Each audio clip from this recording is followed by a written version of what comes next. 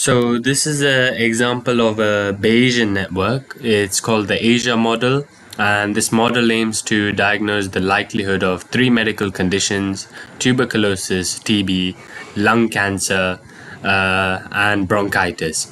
So it does this through two causal factors, one of which is smoking, the other one is whether the patient has been to Asia recently.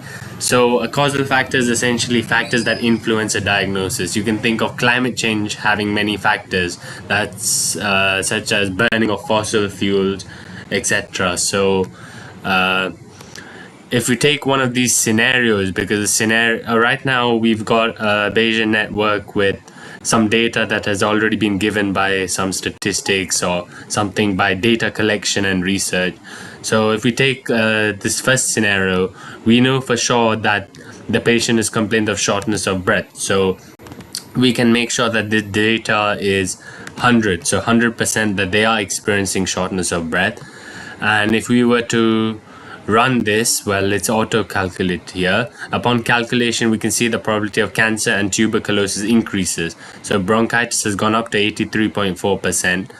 And now if we also find out more data, so that the patient is not a smoker, for example, so we can say enter the data and say that they're not a smoker, we'll see that the bronchitis is still the highest likely diagnosis.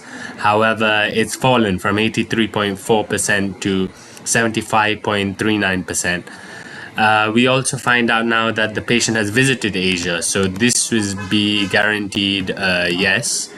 So upon this being 100%, we have seen that now tuberculosis has increased from 2% to 11%, as shown here. Now the doctor conducts an X-ray and receives a positive result. So let's say we get a positive result here, and this has also influenced the probabilities here. We can see that tuberculosis has now, is that tuberculosis?